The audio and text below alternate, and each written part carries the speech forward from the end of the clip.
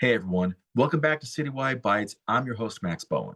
Following his time with legendary American punk band Model Citizen, Chiodo Supply is back with a brand new venture, more in the Americana bluegrass vein, but with the exact same vibe, energy, and message.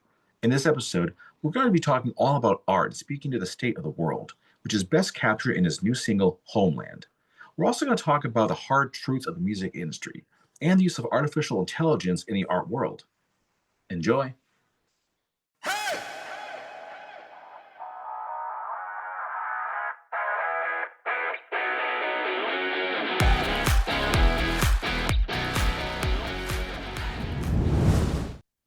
All right, everyone. Well, this is going to be a really cool episode because I am joined by Chiodo of the new music project, Chiodo Supply. Welcome to the show, man. It is so cool to have you here. Thank you for the pose. I like that. That's my kid's dab nowadays. I like that. Yeah. This I is what might be the behind the kids are times doing. on that. I haven't figured out the new thing, but hey, I appreciate having me on. Can you hear that? Yeah, I heard that. Yeah. There's some people passing my building here, having a party. It is the weekend, and I do live in Puerto Rico, so like hopefully that won't happen again. I apologize. No worries, man. No worries at But man, all. it's I'm really grateful to be on. I appreciate you asking me to be here, man. Of course, man. Of course. Now, reading about you, you've got quite the lengthy musical background. You were part of the band Model Citizen for many years. You got this new project, a couple years old. So I'd like to ask about how the new venture got started. Yeah, well, you can't really talk about the new venture probably without dabbling into the old venture a little bit because I grew up as a punk rocker, really pissed off all the time about things, and was writing a lot of punk rock albums and records and songs, and did a lot of punk rock shows, did a lot of fun bad stuff in a good way. And we did that for almost 2 decades, and it was a great time. And I met a lot of people. We played a lot of great shows. But back then, like music industry was harder. You had to actually promote your stuff in a way where you had to get on boots on the ground. You had to print flyers, you had to stickers, you had to actually print music back then that cost thousands and thousands of dollars. So it was a different vibe then. And the reason I got into kind of doing my own thing is that we got so old that not all of us could continue, sitting in a van and River Tucky somewhere, waiting to make $13 on a show so that we could go get some burritos. And we all kind of went our own way, and then unfortunately some of us died. It's what happens as you get old. You live this life where people around you start to disappear, and if you're still here at my age anyway, you're probably one of the lucky ones. But we lost a few folks, and that really is what sprung me to start writing music again because I was dormant for about 5 or 6, 7, almost a decade.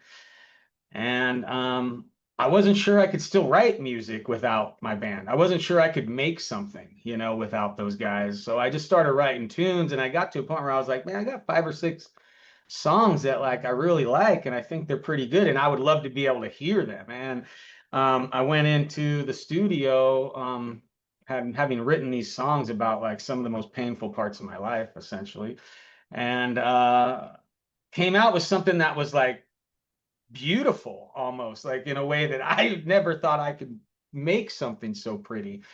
And that kind of gave me the confidence to now to kind of take it even into another step, because that first record I put out was just me and a guitar mostly. I had some help from a really good engineer in Baltimore named Nate Lanzino.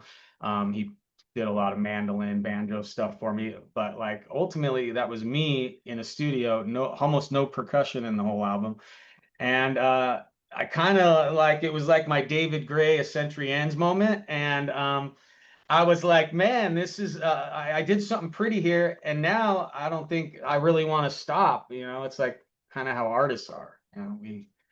We want to Yeah. make art no matter what, and if we don't, we feel kind of stuck. And I'm just glad that I've been able to find this outlet again. That's like kind of brought my musical, I don't want to say career because it's not a career, but that brought my musical life, back, and that's Yeah. I'm grateful for that. But now I have a lot of confidence to be able to create some music, and you've kind of probably noticed on the second album, well, the album's not out, but there's a couple songs off of it that are out, and you can tell there's a lot more production on it.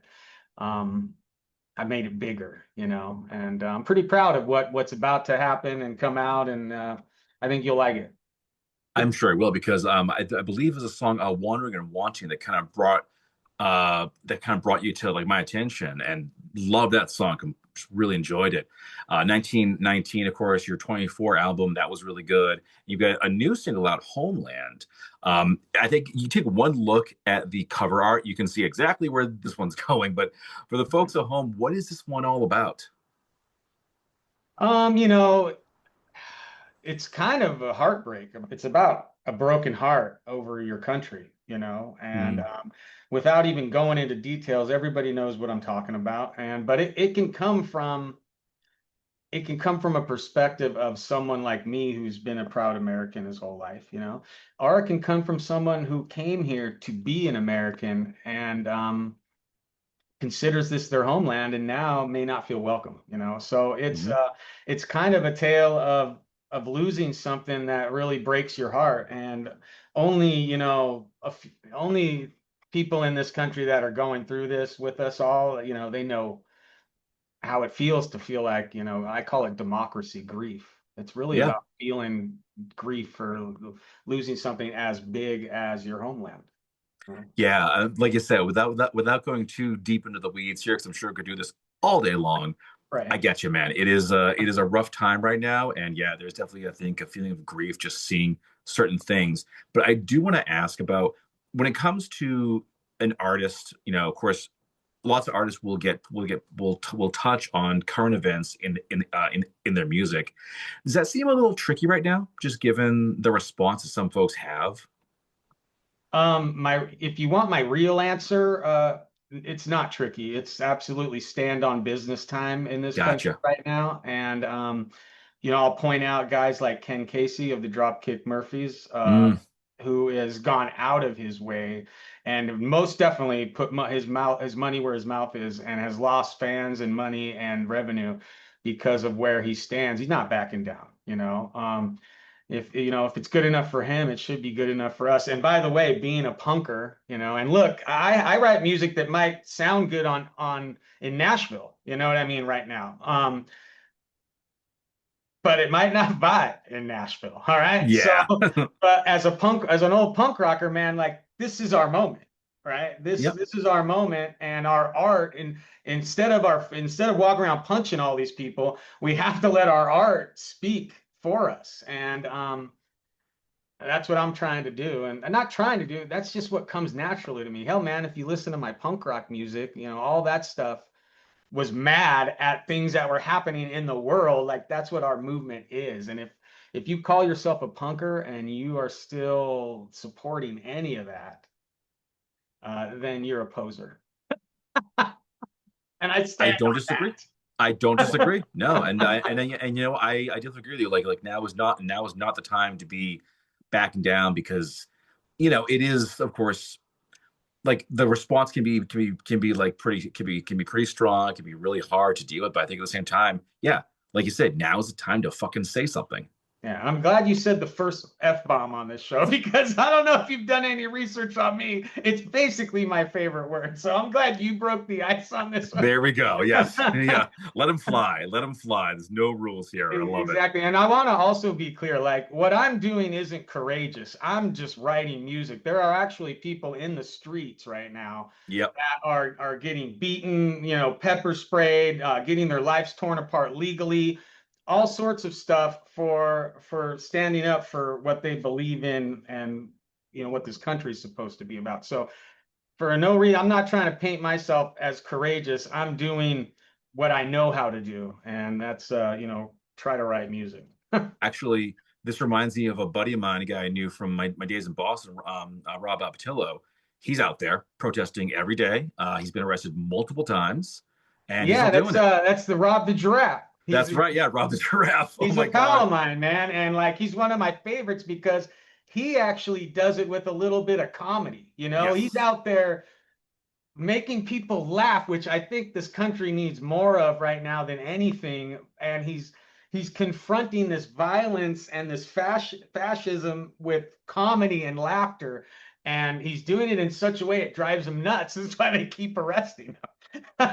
Because how can you not laugh at a man in a giraffe costume and a thong singing Yeah, music for you? Come on. he's got some good ones. You know, he put out an album. He did. Yeah, oh, yeah. He just He's put out. You really should good. have him on the podcast. This will be happening very soon. I'm certain. But let us now pivot to the new music, to this new venture. Like Model Citizen punk band, Chiodo, a little more like Americana, a little more country sound to it. So how'd you kind of go into this like somewhat different direction? Oh man, it's like the inevitable transition for every punker. Like it gets into like Americana bluegrass at some point. You know, like look at Greg Graffin, you know, look what he's done. But one of the artists that I would almost like say that I molded my entire sound kind of like his, probably just from listening to him so much, is Chuck Reagan of oh gosh, what's his band called? This punk rock band. I'm old now, so I don't remember things. But he's got a bunch of solo records out, and like to me, he's really like a screamer, and you know, he strums that thing hard and he goes hard, but he can also soften it up. So like I've really like been into artists like that, and they've kind of like made me think that hey, there is kind of a space, you know, in this music industry for music that just might not be totally bluegrass, it might not be punk rock, but it's kind of like in the middle, you know.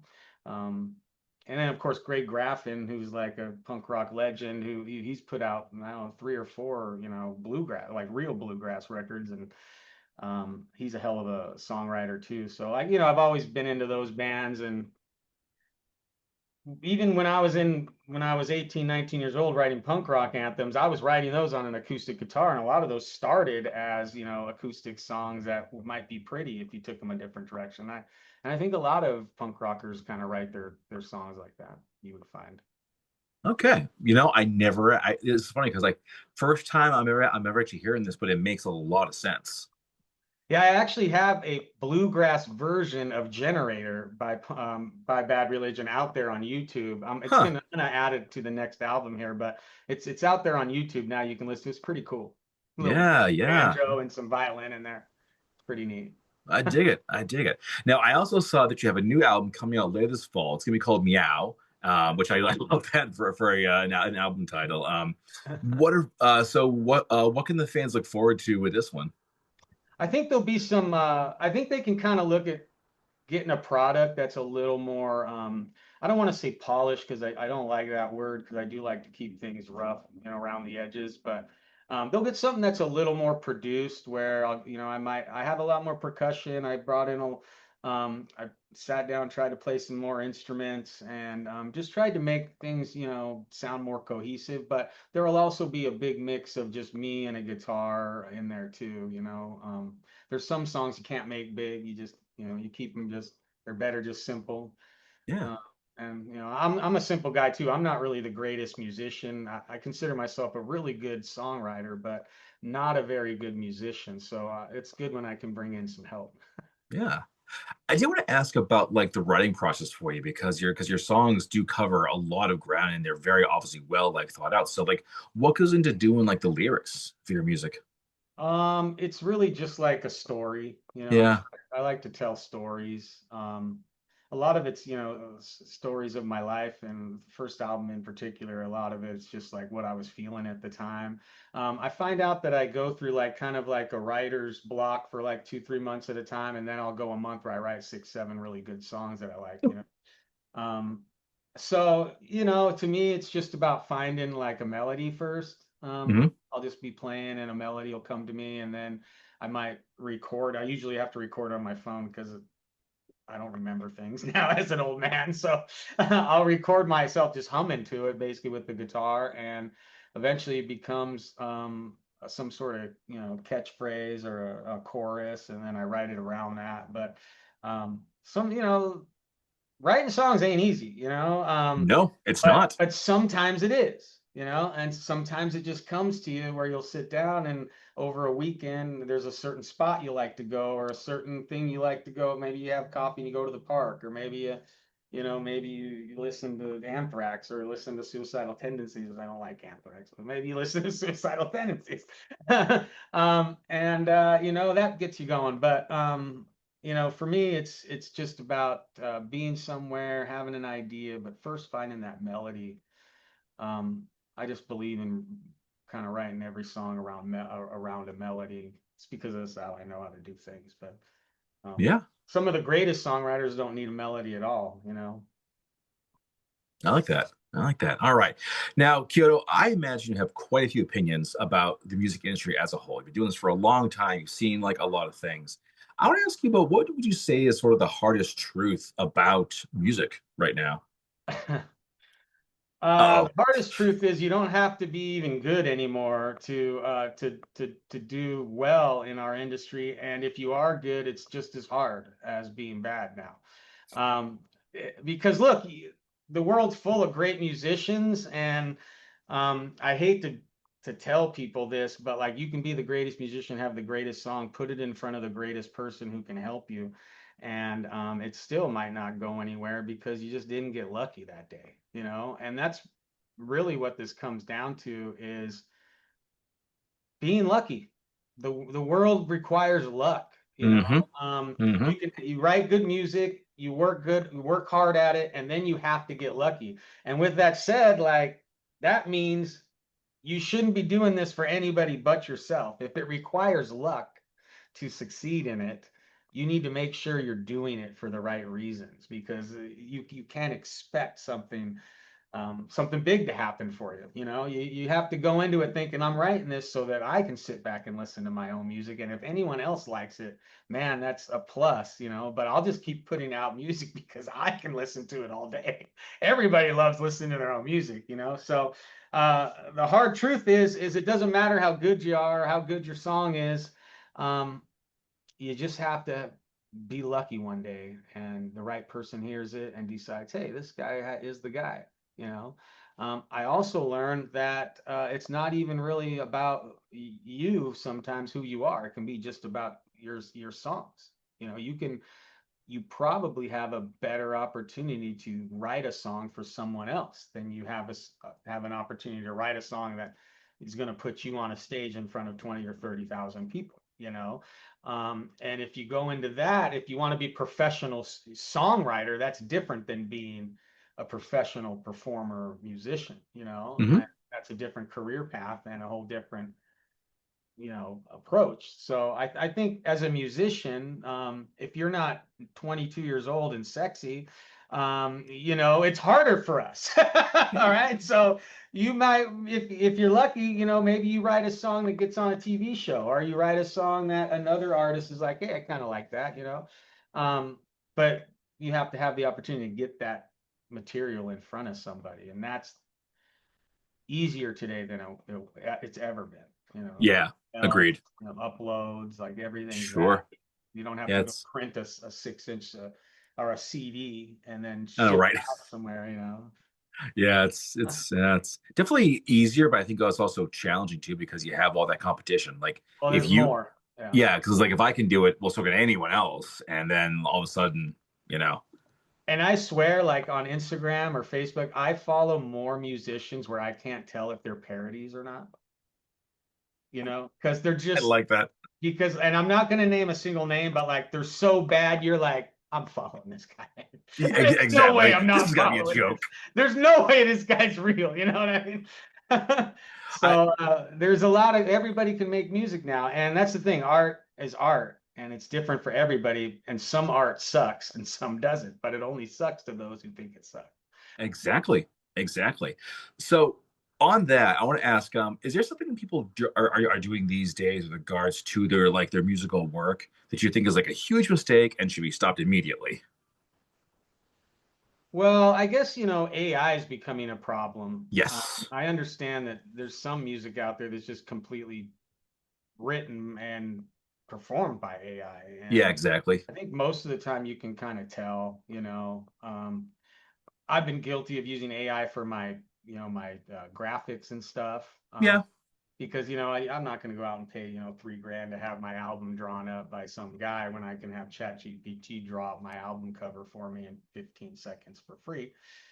So there's that. And I think whenever you use that, like an AI for like graphics or something visual, people may assume that you're using it for your music. So it's good to stay away from that stuff. Me, I don't care, like I'm just putting out my music. So, um, but I think overall, if you're a musician that cares about those things, hire a graphic artist if you can, for me, like in the past, I've reached out to like tattoo artists, and have them draw up something for me, which is where, this particular came from. But, they're not going to draw your logo up there and put that on pretty. And you could hire a graphic artist to do that, but ChatGPT can do that for you if you have the original picture. Yeah, Uh, we do it too. Like, we use Gemini AI to make the graphics for this show, and that's because, well, let's just say that my graphical abilities are somewhere between a infant and a 3-year-old, somewhere in that like a skill level. So, no way in hell am I gonna be able to do myself. Simple as Me as that. well. Me I as could well. I could study for 1,000 years and maybe get a good stick figure.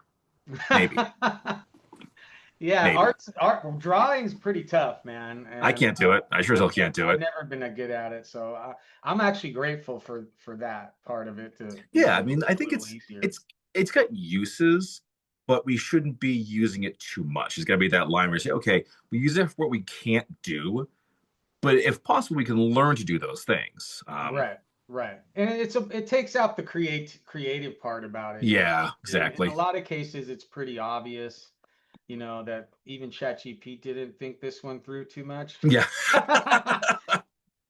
yeah. I've definitely used like some AI programs to kind of like summarize stories I'm working on. I'm thinking that's not it at all. AI, come on, give me your Yeah. keys. You're drunk. Go home.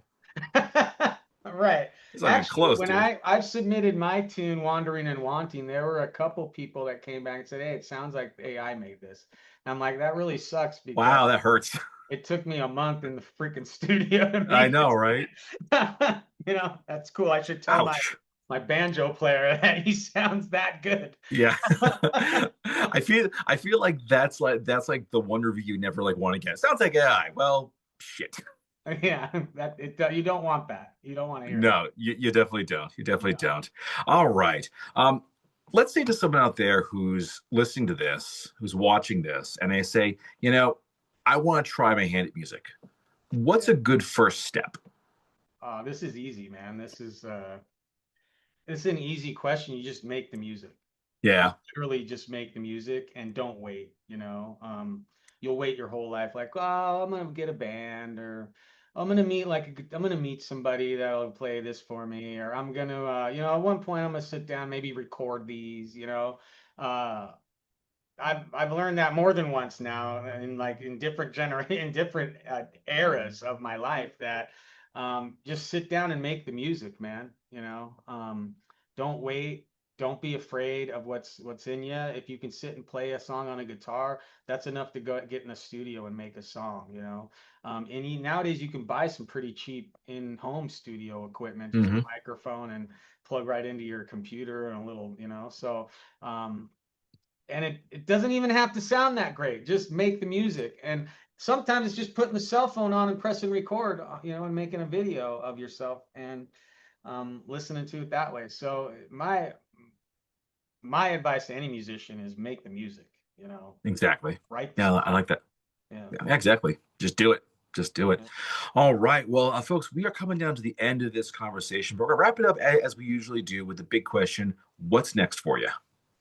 Oh man, things are getting exciting for me in my life right now. I'm kind of settling down and getting out of business a little bit, spending more time doing the things I love, like music, working on my farm, and things like that. So for me, I'm putting out this record by the end of the year. I've got to get back in the studio and polish up about 6 or 7 more songs. I got about 6 or 7 finished already, and that album's going to come out this fall. I will probably be playing a bunch of shows in Japan I'm getting out to Europe probably this year. I've got three kids going to university in Tokyo, so that's bringing me to Japan, where Wow.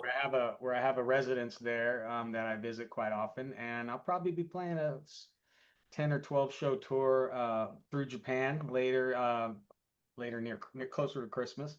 And you know, I'll be setting up some shows probably on the East Coast, but for the most part, man, I'm kind of just gonna keep putting out music, and I've kind of taken a step back from doing much online, and I'm kind of exhausted, you know, just exhausted with the world and Yes. ready to like just kind of step away from things and see how these next couple of years go. Yeah, I'm right there with you, man. I'm thinking, you know what? A farm sounds like a really good idea. I mean, Yeah. everything I grow will probably die, you know, to be fair, but it sounds like a really, really nice idea. I love that. Well, Chickens. With the price of eggs, man, it ain't so bad to have a few chickens in the there yard. we go. That's actually not, that's a good point. That's a good point. All right. Well, Kyoto, this has been a blast. I've enjoyed talking to you so much.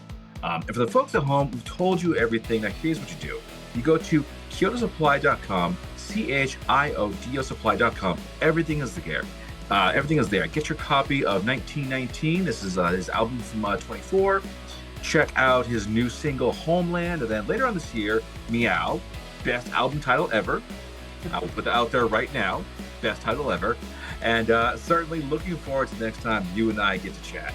Awesome, man. Can't wait. I appreciate you having me on. It's been an honor. You have a great rest of your day. And you too.